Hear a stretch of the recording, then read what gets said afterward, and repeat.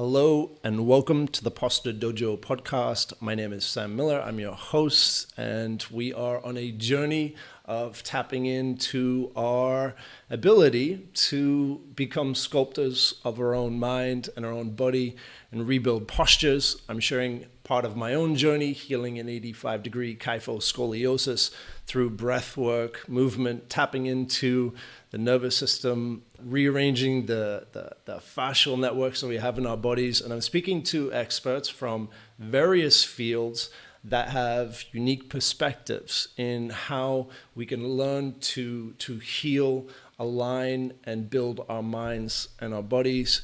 Today, I'm excited to have Emily Splichal on the podcast, who is going to be, I'm looking forward to the conversation. So Emily, please introduce yourself. What's your background and what are you currently, what field are you currently working in?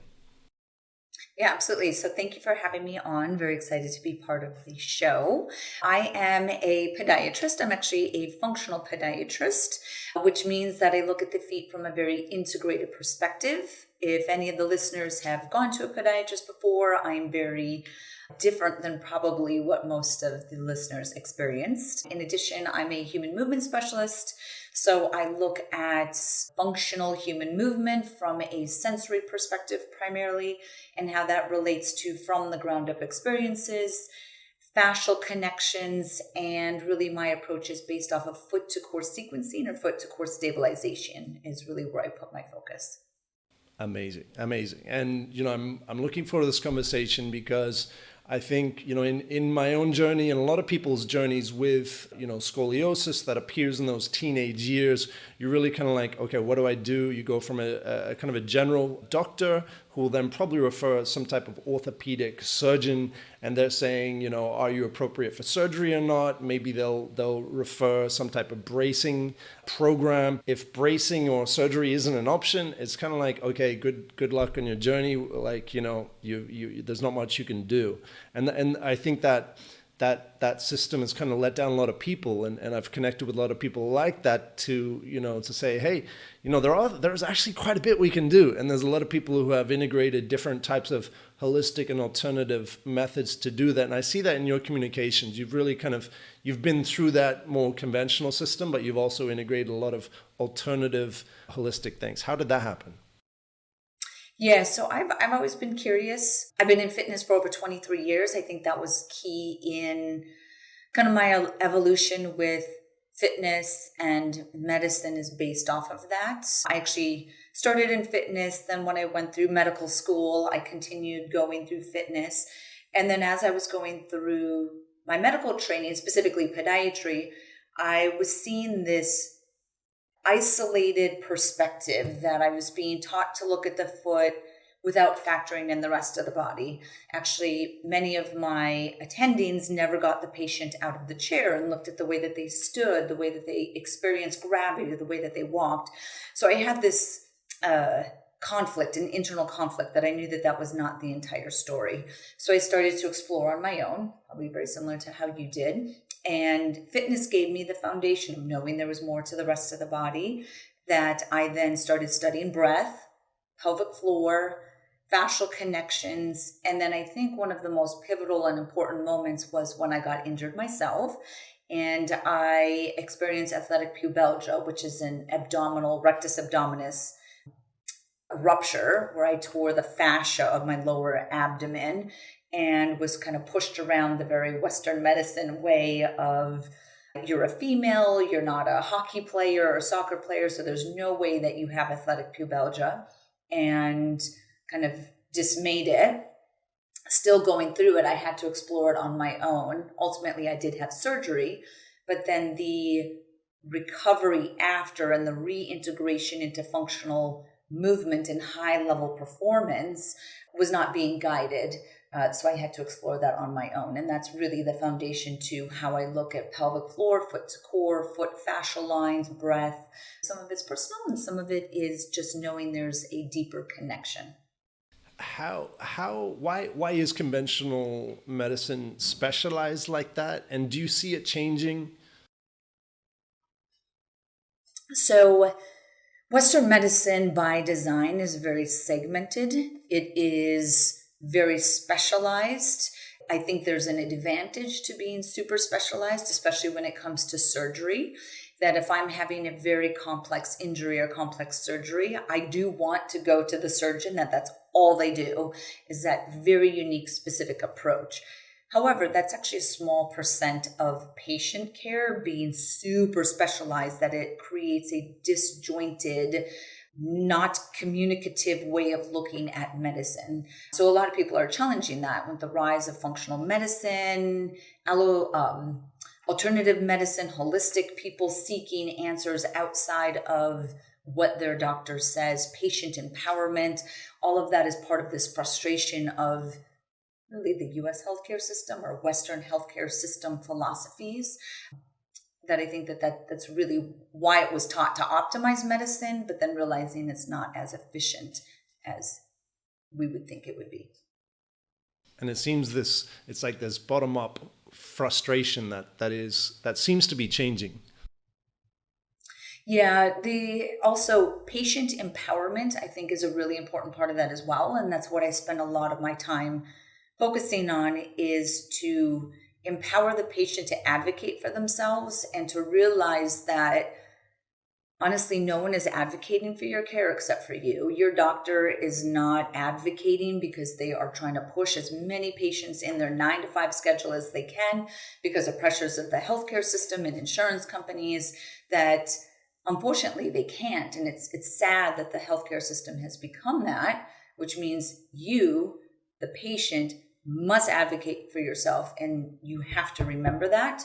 Educate yourself, empower yourself, get the knowledge, seek answers, ask why, ask, is that the only way? Because oftentimes it's not the only way. I'd like to kind of share my experience of how my feet kind of entered into my healing journey. I had a near drowning accident at 13, kind of really jarred my hip. And I think that really clenched the central nervous system, which is our brain and spinal cord, which is woven throughout the spine. And I think from there I had a very protective tension that I held for many, many years. And they're discovering more recently the shortened length of the spinal cord is very correlated to this raveling and these curves of scoliosis. So that chronic tension in the spinal cord actually, restricting the same growth, or allowing the growth of the spinal vertebrae to be aligned. I'm still kind of wrapping my head around that, but as I'm understanding it more, it's allowed me to understand that the more I'm able to go deeper into that nervous system, relax that, it's creating that space for the alignment. Kind of like a drawstring in our shorts. Like if they're too tight, you get that raveling, and I feel like that's the experience that's happening for a lot of these spinal curvatures, like the scoliosis and kyphosis. Now, I ignored this because I went, it was either surgery or not, braces or not, and I didn't have either of those. And I lived with that until I was about 33, when the tightening in my hips and my psoas section, my whole midsection was so tight from holding this imbalanced posture that it started shutting down my system, my immune system, my digestive system, my lymphatic systems. I was being choked from the inside out, essentially, from this tightness in the midsection. And intuitively, I woke up one morning when I was kind of suffering this choking. I hadn't figured that, it's my posture choking me out. I was just feeling something's wrong, and I felt something was wrong. And I woke up at about 5 a.m. I'm like, I need to walk. And I need to get those barefoot shoes so my toes are so I'm actually walking. And so that before I kind of knew that, this midsection was literally choking me out, my body and this idea came to me that I need to get these shoes and go for hike the mountain to really activate this entire system, which was being choked out. So that was kind of where I started realizing, okay, this flow is, and this great posture, improving the posture, is going to come from the toes up. Yep. I love that. And our feet are our body's foundation, both mechanically and sensorially. The mechanical makes sense that if your feet are collapsing because they're flat or pronated, that your legs roll in, your knees knock, your pelvis goes forward. So the integrated mechanics of the feet is easy to understand. My passion is the sensory side, which is kind of what you were intuitively drawn towards with the minimal shoes, barefoot shoes, get your toes involved, toe spreading. That becomes much more neuromuscular, myofascial, neurological, just complete to the system. It makes your system feel safe so that things can relax. And then the other side of where I love to explore movement is really about the natural healing process of just walking. And that was based off of our nervous system, and our muscular system is really based around bipedalism and ambulation. And the act of walking, especially walking in a sensory rich environment, but walking at a certain pace, walking on natural surfaces, getting the arm swing, getting the T-spine to rotate, get the circulatory pump activated is really important as well. So that's why oftentimes I'll write on a prescription pad. People don't use them anymore, but when I had prescription pads, I would write on the prescription pad and say, go for a walk.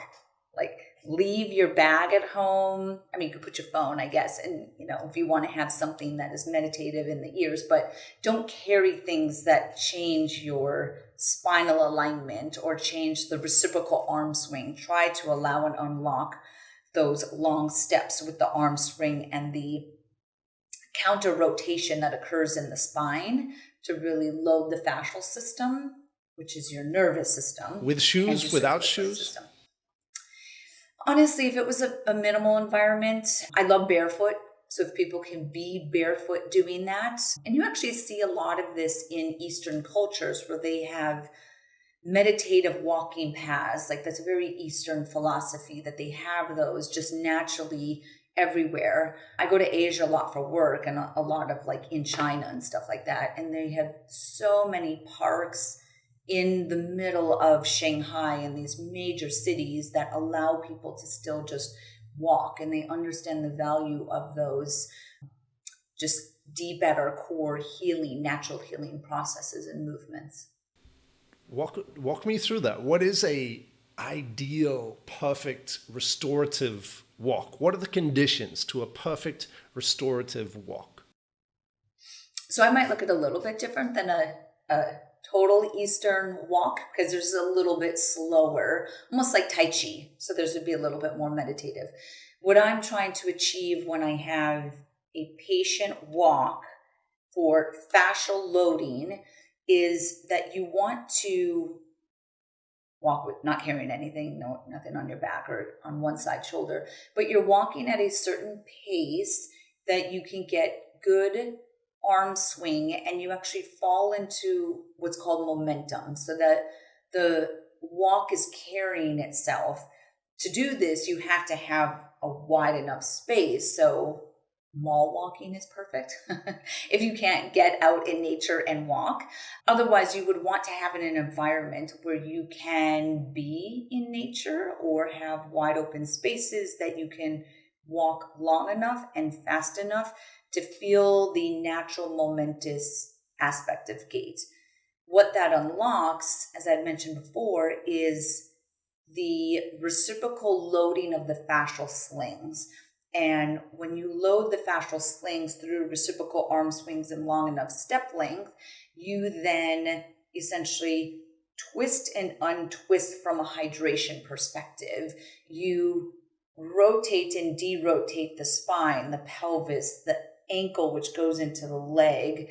You get the circulatory pump all the way to the brain, which is very important from a cognitive perspective, from an endorphin perspective, right? All these hormones are released as well. And then you would want to carry that and hold that. I tell people if you could do that for 15 minutes, that would be a good accomplishment to do every day. And then from a shoe environment is the less cushion and less structure you have in your shoes, the more vibratory stimulus you get.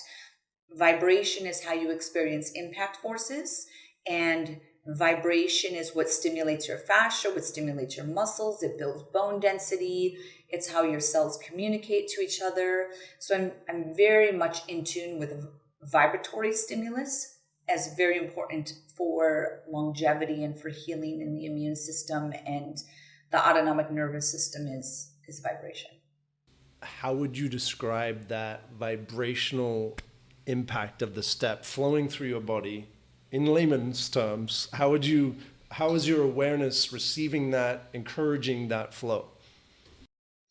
So the vibration of ground reaction forces is very subconscious. So it's not, you don't want to be pounding the ground that you feel the force and the jarring action of the vibration. But oftentimes when I do workshops or I explain to people that foot strike, kind of like sound, like I'm hitting the table, sound is vibration. Foot strike is vibration. Even though you can't feel it, there's this subtle vibratory stimulus that we want to be very fluid with the ground, synergistic, graceful. You want to dance with the ground with every step that you're taking. Might sound a little bit cheesy, but you really are in this symbiotic relationship with the ground, because ground and ground reaction forces is really a result of gravity. And gravity is the most important sensory stimulus to our nervous system. That is how we stand upright. A lot of postural pain, like low back pain, postural fatigue, is that you are becoming subjective, or kind of you're fighting gravity versus becoming one with gravity. And there's a lightness when you are working with gravity. And to stand upright with gravity is actually fascial. It's not muscular. You don't want to hold yourself muscularly upright. You want to create a fascial tension is what it's called. And fascial tension actually creates space.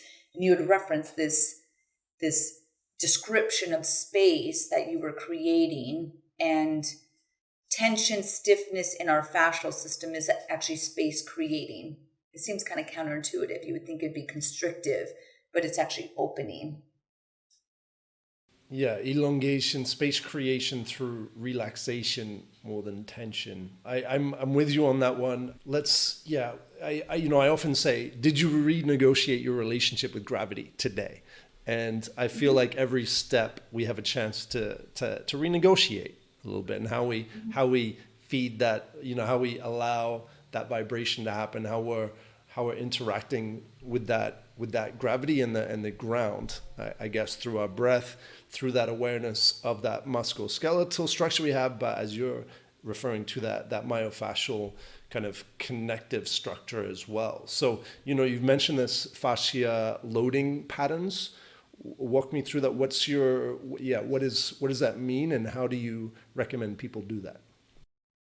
Yeah, so there's different fascial connections in the body. And for the listeners that maybe aren't familiar with fascia, I feel like they might, because you do reference it, but it is the connective tissue web that wraps around every part of the body.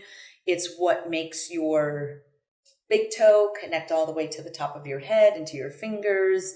And it really just it's the best example of an interconnected system within the body. It's completely continuous. It wraps from our blood vessels, it wraps around the muscles, it wraps around the bone. So every aspect is interconnected in the human body. These fascial lines from the foot, there's actually quite a few that are in the bottom of the foot that connect through the rest of the body. And one of them, my favorite one, is called the deep front fascial line. And it runs from the bottom tips of your toes through the bottom of the foot, the lower leg, into your inner thigh, which is your adductors, into your hip joint, and it hugs the hip joint, and then it blends into your pelvic floor, so the base of your pelvis. Then it goes up into your diaphragm. Technically, it continues down, but then it's going to continue up as well, up into your neck to your tongue. So you can connect your big toe to your tongue posturally. And this deep front line is kind of like your internal skeleton. And I will teach people that when you push your toes down, and if you exhale at the same time, if you exhale while pushing your toes down, you are essentially sequencing this fascial line.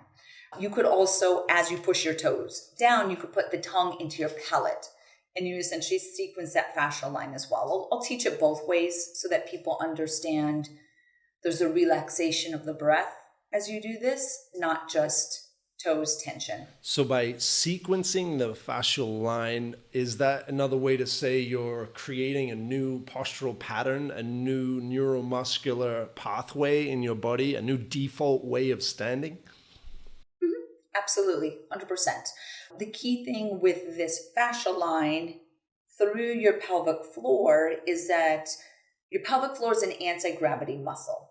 So oftentimes people who are heavy in gravity are actually disconnected from their pelvic floor. They've lost awareness, perception. Maybe they never had perception of it. It depends on their background. So they're just heavy in their pelvis.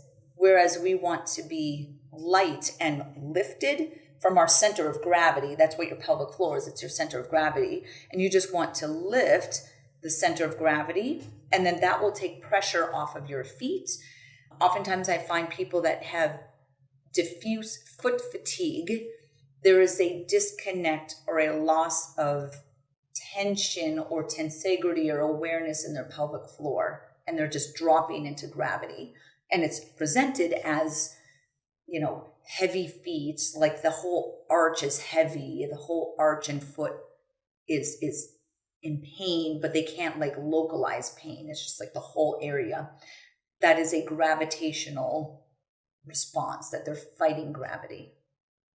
Before I appreciated how all of this was connected, I just assumed that I wasn't good at jumping. And I realized that that was most likely connected to this compression that I had in the spine, but also, just throughout the whole body. And as I've been healing and restoring this all-terrain capability, which is kind of my own personal kind of fitness goal and direction, just to be ready for anything, I've realized that I'm able to source a lot of corrective structural correction, but also just that all-terrain readiness through that bounce. I'm rediscovering that bounce and retraining that, and identifying that I did have a weakness in these areas, in the pelvis area, even throughout, I guess, a lot of it fascial throughout my legs that weren't as bouncy as they could be. And by practicing those little hops, I've been able to restore quite a lot. And I can feel that correction happening as I kind of work out that lightness and that bounciness lower down. Maybe there's a few practical tips that, someone who's maybe a bit more of that decompressed, that deflated, that depression that sometimes you see in the rib cage when, we have that structural compromise through scoliosis, kyphosis. We just end up breathing through the path of least resistance.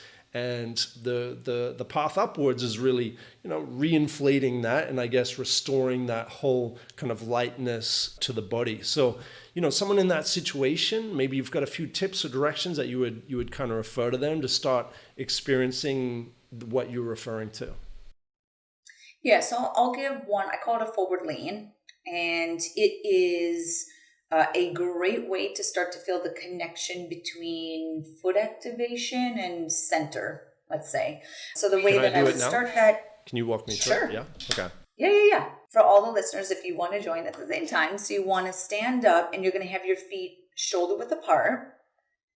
And what you want to start, any sort of exercise that I give that is upright in gravity, I always start by setting your base.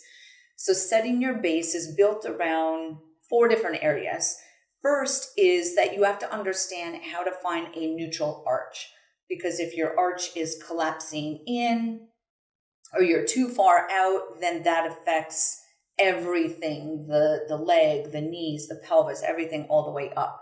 So if you want to start with your feet shoulder width apart, and then I want you to just roll to the inside of your feet. You're going to intentionally roll to the inside of your feet, and then roll to the outside of your feet. And then again, so roll in and roll out, and don't make it too intentful in either way. Just kind of roll in, roll out, and just kind of nice and relaxed. Knees are relaxed, your hips are relaxed as you're rolling in and out. And what I want you to do is to feel that as you roll in, you should feel your leg rotating in And then as you rotate to the outside of your feet, you feel your leg rotate out. So just feel that connection or that couple. It's actually called a joint couple. You roll your leg in, your whole leg rotates in. If your hand was on your hip joint, so on the back of your hip, kind of on the back of where your pocket is, and you roll in and out, you should feel that rotation continues all the way up into your hip joint and then even into the pelvis. So if you put your hands on your pelvis and you rolled in and out and did the same thing, nice and relaxed, you should feel that the pelvis is rocking forward and back, right? So we're just feeling joint couples as we do this. So what I want you to associate is that as you roll in, your legs rotate in, your pelvis rolls forward. As you roll out, your legs rotate out, your pelvis tucks under. Those are the couple that we want to understand. So if you are standing nice and relaxed, arms are by your side now, and you feel, or you're looking in a mirror and you see that your arches are falling in, that means that we have too much internal rotation. So I want you to slightly externally rotate your hip joints. Just kind of naturally, some people will say it's almost like screwing your heels into the ground, but everything is always done with a relaxed intent. So just start to externally rotate your hips to lift the arch slightly. Staying there, I want you to lift your toes up as high as you can. Keep your toes elevated, and now find your foot tripod. So your foot tripod is underneath the first met head, fifth met head heel. So first, fifth heel. Place your toes back down onto the ground and just feel and connect to the sensation of your feet on the ground. Okay? We've neutralized your arch. We found your foot tripod. We've lengthened and extended our digits. Keep the rest of your body nice and relaxed. Okay? Now, as you're standing there, I want you to start to imagine that you are stiff as a board.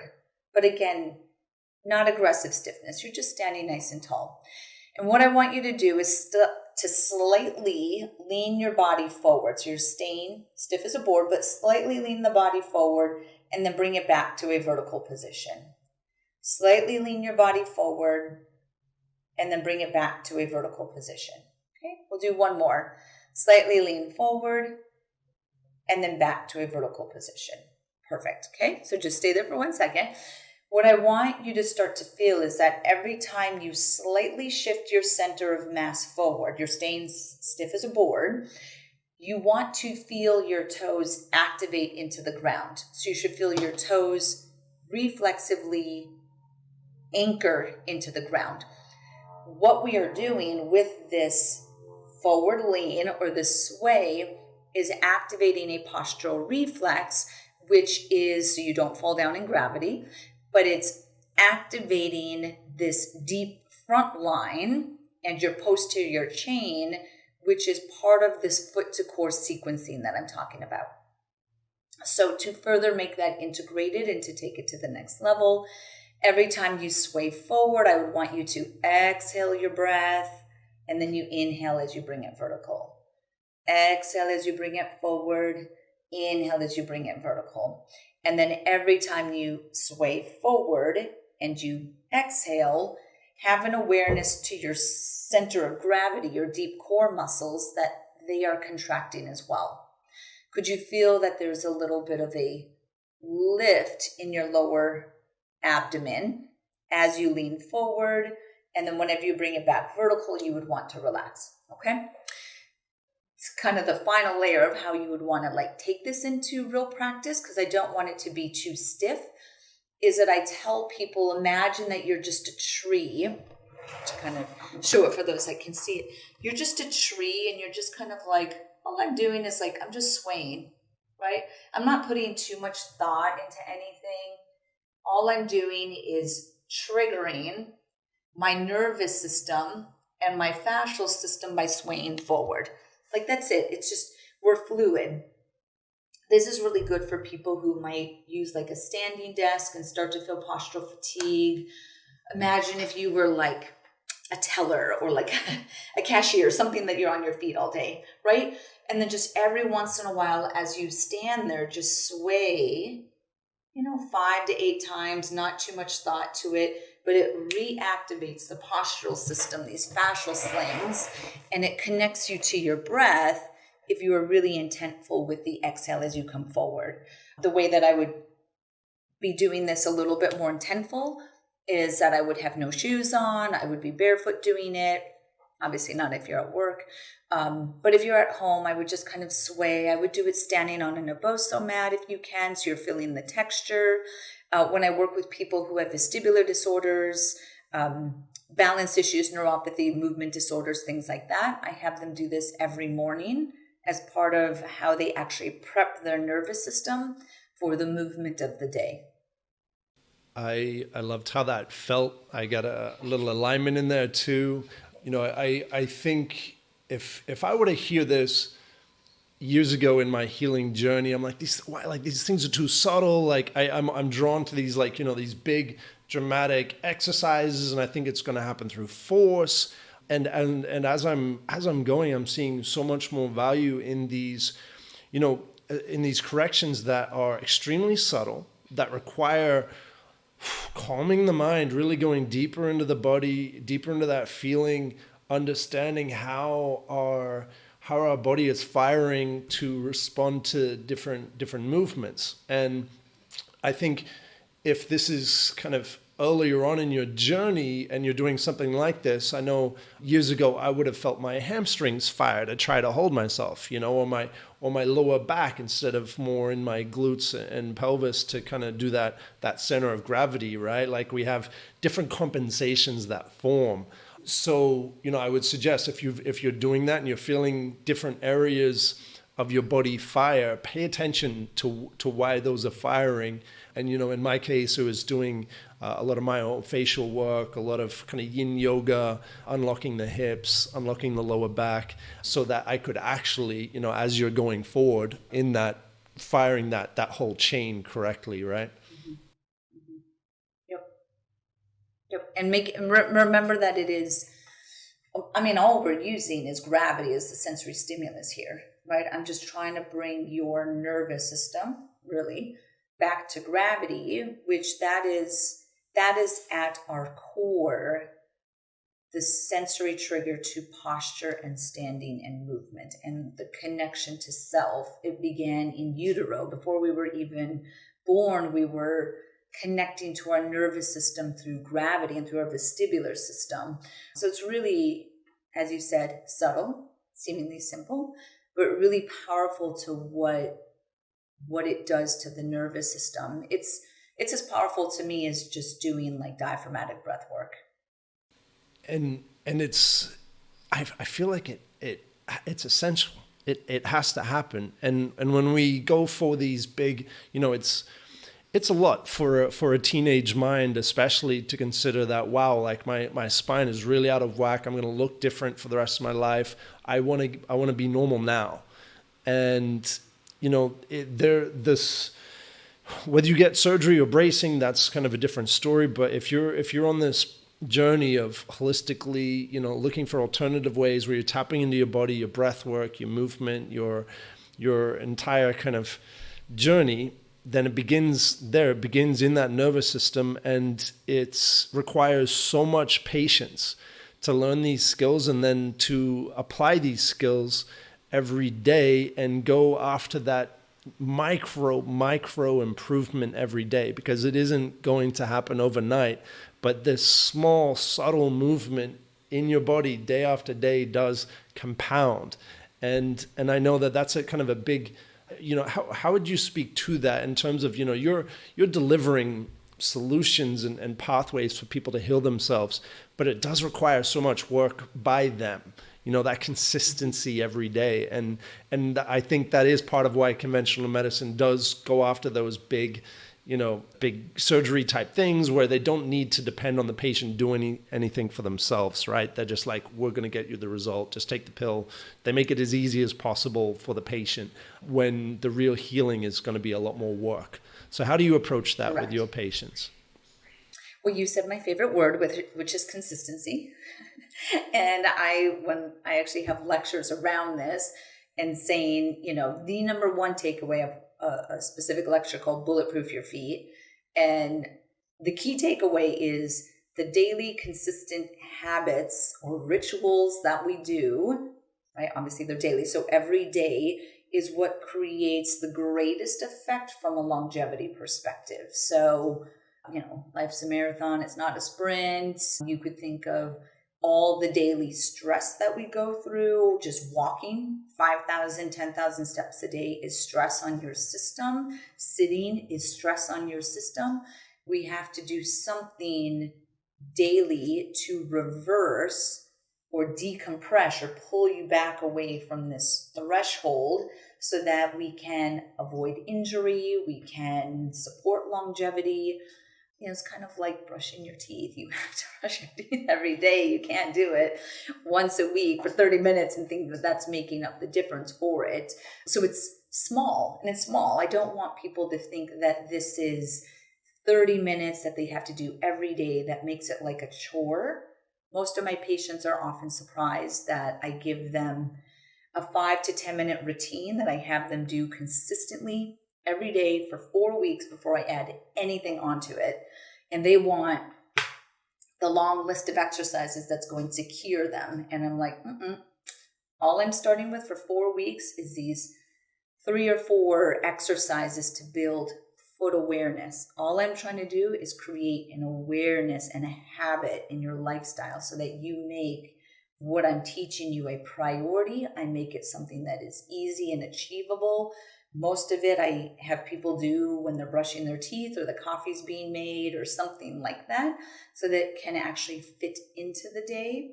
But it has to be consistent, and you, the listener, has to be an active participant in it. Really, doctors are guiders. I'm not a healer. No doctor is a healer. You have to be an active participant in your health, your longevity, and your well-being. We simply guide you, and then you take it and do what you would like with it. And so, you can have all of these fixes and all of these solutions, but if you're not doing them, they're obviously not going to work. And so your approach is that you focus on, this 5 minutes of awareness, right? Before even going to those, fixes, it's all about that awareness, which I guess makes the problem or the challenge or the issue present in their lives. And that's when they're going to be more likely to actually do something about it, because maybe they've been able to ignore it and put it away and block it out in their whole nervous system. And so is that the plan? Is that why it works? Yeah. And then most of my patients are at their wits' end. They're so frustrated. They've seen all these other specialists that I think that they're now ready to be an active participant in their healing response. I'm actually not under insurance, so I think that they're also financially investing in it. Time is an investment, money is an investment. Someone could be frustrated.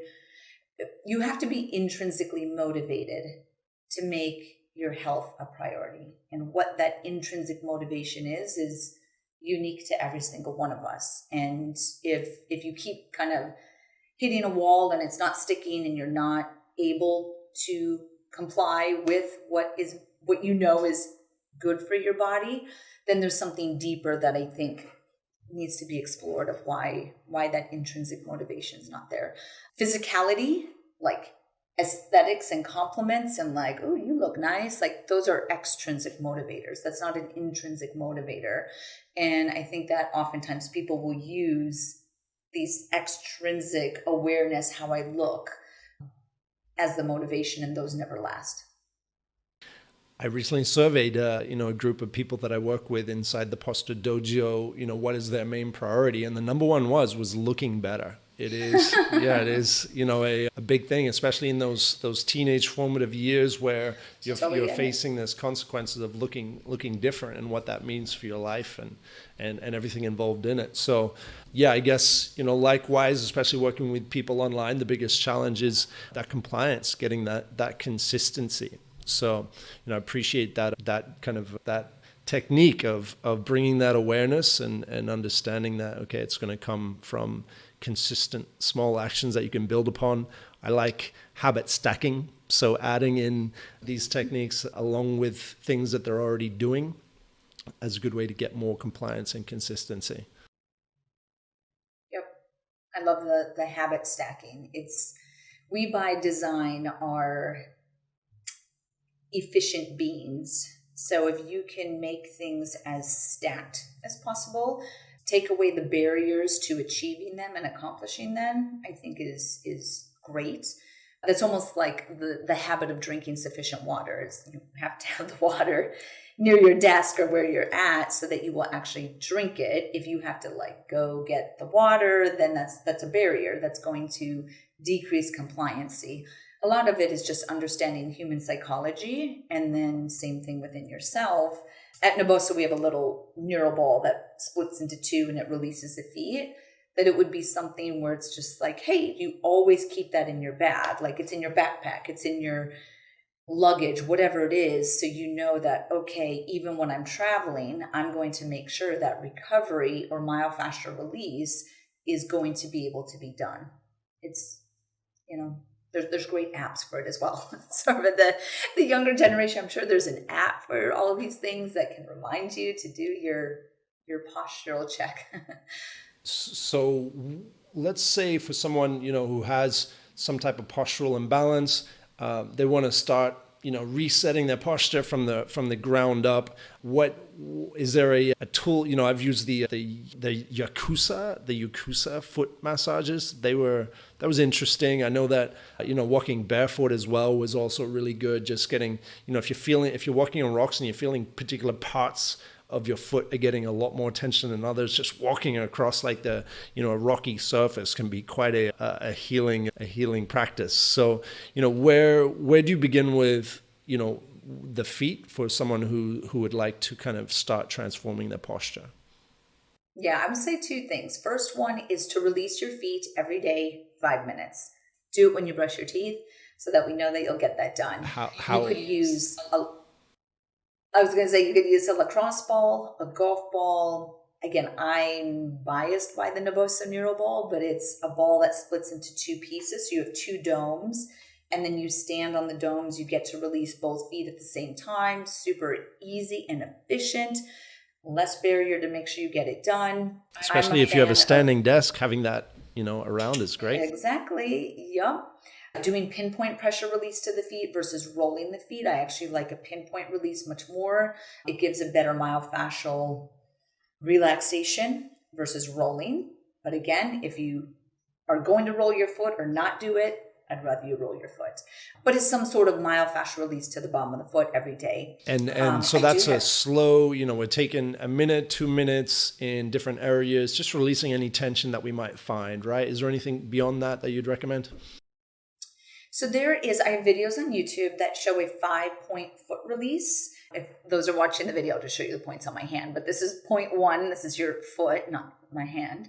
Point 1 is just in front of the heel, middle of the arch, ball of the foot, outside of the foot, and then the medial arch. So those are the 5 points. Stand on the neural ball, lacrosse ball, golf ball, whichever you want. Stand for 30 seconds, nice and relaxed. After 30 seconds, go to position number 2, 30 seconds per point. That's how I like to do the release. Second one is to use toe spacers. And it sounds a little, not hokey, but how would you benefit from toe spacers if you don't have a bunion and you don't have hammer toes? Your fascia runs from the top of your head all the way down, as we covered, down through the bottom of your foot. And then it inserts at the bases of all of your toes. It actually crosses the ball of the foot. You open up circulation. So there's so many myofascial sensory, muscular, mechanical advantages of just really spreading and opening up the foot like this. You can even wear them for 30 minutes when you're relaxing at the end of the day, 30 minutes if you're watching TV, just something like that to give a little extra reset. Take them off. Most people are like, wow, I can feel such a difference after using the toe spacers, even just 30 minutes a day. Those are 2 super easy ways to start. Are you familiar with any of the orthopedic insoles that are happening? I've seen one that is actually tapping into electromagnetic frequencies, and so I think it's like 70 hertz or 90 hertz. They're sending it up through the insole. Is this something that, what are your thoughts on that? So you can. There is magnetic charges to the body. There's obviously the body is sensitive to vibration. I haven't looked at the research of it. Conceptually, your high level makes sense. Demonstrated efficacy, again, I haven't seen the research. Still early. Yeah. Using arch supports, sure. Going into minimal shoes, finding neutral, setting your base, doing that forward lean. Those are all great ways that I like to connect to the feet and how the foot ties into posture. So what are the common situations that you help people with, and what types of offerings do you have? How can they find you? You mentioned you do workshops as well. Mm-hmm. Yep. So most of my patients, again, as a functional podiatrist, are typically more chronic in nature or frustrated in the care that they've received so far. I do see a lot of movement disorders, so stroke, MS, Parkinson's, dystonias, various neurological based conditions. Not everyone is, though. I do see chronic plantar fasciosis, chronic Achilles tendinosis, and they're just frustrated because they can't get past this chronic pain in their foot. I do regenerative injections in my office, so it is something I provide patients. I do go into corrective exercise. I do work with a lot of athletes who want to just get that competitive edge a little bit better, and I'm looking at the foot really from a sensory perspective, a fascial integration perspective, and that's really what they're wanting to see. Those are most of the patients that I see. My website for my podiatry practice, and most of my patients are virtual, so that opens up everyone, is my name. So dremilysplichal.com. That's for my podiatry. Naboso is my product company. Naboso is a sensory product line that uses texture on all of the products to wake up the feet, stimulate the feet from a neurological perspective. That is naboso.com, naboso.com. And then my education company is ebfaglobal.com. That would be the domain. Everything links out to social and YouTube and blogs and things like that. But I have a lot of work from written workshops, YouTube videos, obviously social media that really is trying to educate and empower the human. I was going to say patients, but not everyone's patient. The just humanity to prioritize their feet, to understand how our feet do connect to the rest of the body. And then really the most important is that our foot isn't just a mechanical structure, it's a really powerful sensory structure. And that's really what I want people to take away from my work. Thank you. Well, I know I've definitely taken that away from our conversation for sure. I think, the way that you've recommended walking and interacting with the foot, the slow exhales as we're kind of establishing new neuromuscular pathways is really important, and something that I've been integrating into the work. So I definitely resonate with you there. Yeah, I really appreciate you walking through and sharing your perspective. It's been very enlightening. Of course. Thank you so much. And I hope the listeners enjoyed. All right. Thank you.